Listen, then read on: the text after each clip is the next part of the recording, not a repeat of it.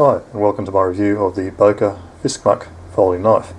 This knife's one of the Boker Plus range of knives, and the name's quite unusual.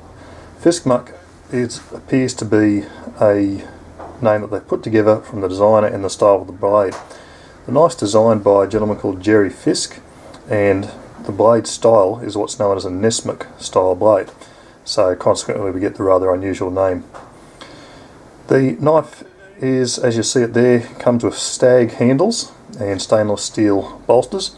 It also is available in another version which is exactly the same in all respects, except instead of the stag it has white bone handle slabs. Its main mission in life, I guess, it's designed primarily as a skinning type knife. I also see it as an EDC knife. At a stretch, gentleman's knife, well, it's not the normal or the more conventional gentleman's knife, but I guess if you're an unconventional gentleman, it would serve that purpose. It's quite an interesting looking knife in its design, and I like it because it's quite something a little bit different. So we'll just zoom back and pull the knife up to have a closer look at it. And we can see there the rather nice stag handle slabs on there. They're secured by 4 what appear to be brass rivets. I'll show you the other side of the knife. I'll bring it up nice and close just to show you the markings there. On the left side there you get the Boker Plus emblem, and on the other side, we'll just turn it over, Fisk, which I'm assuming is the logo for the designer, and on that section of the blade, if we can get it to zoom in, 440C stainless steel. The 0402, I'm not sure, but I'm presuming that's possibly a model number or something like that. I can't find any reference to it. You can see there bolsters.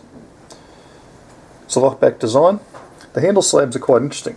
And at first I thought it was just your typical sort of natural materials that one side's thicker than the other. You can see there that doesn't bulge out quite so much, and on this side it does. It turns out that Boker have actually done this quite deliberately, so that when you're holding it in your hand, if you're right-handed, that swells out into the palm, which is quite comfortable. Now I'm a left-hander, and I have to say that it's probably not quite as good in the left hand as it is in the right, but it's not bad either. It kind of gives your fingers a nice grip on that side. We'll talk about some of the statistics on it. As mentioned, Nessmuk style blade, which is ideal for skinning and also general purpose use. Nice little bit of run of belly on it. It's a 4 flat ground blade, as mentioned, out of 440C stainless steel. The blade length from the bolsters all the way to the tip here is 2 3/4 inch or 70mm. The length of the knife open, as you see it there, is 6 5/8 of an inch or 170mm. If we close the knife down, it comes down to 3 7/8 of an inch or 100mm long. It's got very nice lines. One of the great things about this design is you can see that they've designed the handle, it flows up onto the blade and then curves. The only sort of thing that's a bit sad is they didn't manage to get that tang hidden away, but obviously that's not a big deal, and obviously you need that tang there for the lockback to work. But it flows, and it's a rather interesting looking knife. I do like the design of it very much. Whilst the handle slabs are designed really to suit right-handed users, I'm happy to report for us lefties that yes, there's a nail nick, but you don't need it. There's an awful lot of blade exposed here, so very easy just to pinch between thumb and forefinger, and you can open that knife up. So it's, in my mind, a very suitable folder for left-handed users such as myself. The knife, the weight of it, it's a little bit heavy for its size, which is no surprise given that it's the size it is, the thickness it is. It's also running full stainless steel liners, they're not skeletonized or anything like that. As measured on my scales, this thing came in at 3.7 ounces or 105 grams. Now the Boker website listed as 4 ounces, so I don't know where it shed that weight, but certainly that's the weight that I got on my scales, so I'm going with that 3.7 ounces. The lock-up's good on it, no movement. It's probably a little hint of side to side, but that's, I dare say, a little bit of flex there. I don't think it's anything to worry about. The deployment on the blade, well, it is a two-hand deployment knife. It's, I guess the term I'd use, it probably feels a little bit scratchy. I don't know what sort of washer system's in there. There's no way to, of course, pull this apart to find out. But for a knife of this sort of style and the use you like it put it to, I don't see that as a problem. It's not meant to be a fast opening knife. No pocket clip, of course. It's purely a pocket carry type knife, and that's great. A pocket clip or anything like that would just completely ruin the looks and the line of the knife and be the last thing you want. I think the overall quality on it's really good.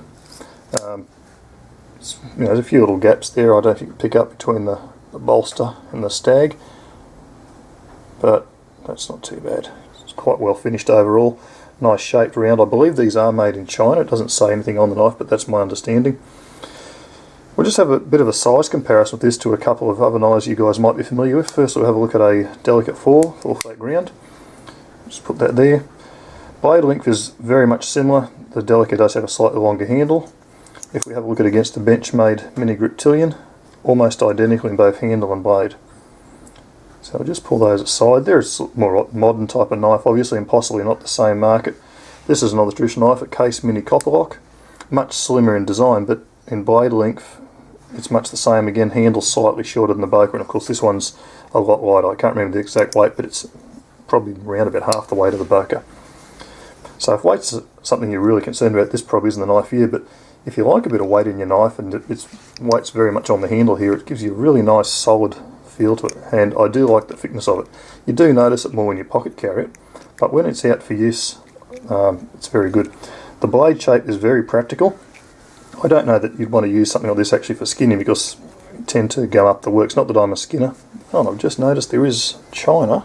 Don't know if you guys will be able to see this. I said it wasn't on the knifing wheel, and I've just found that it is. Buried down on the bottom of that tang. Don't know if that'll show up. It's China is stamped in there, so that confirms it's made in China. There you go, learn something new every day. Where was I? Yeah, the blade shape. So nice run of belly. It's good for everyday utility tasks, EDC use, that sort of thing.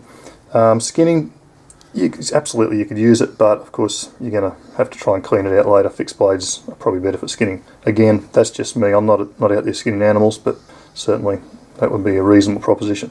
However, in EDC use, the blade shape, weird though it looks, is really great, because you can get your thumb up on that back of that ramp, and I find it's really good for detail work, and it gives excellent control of that little blade.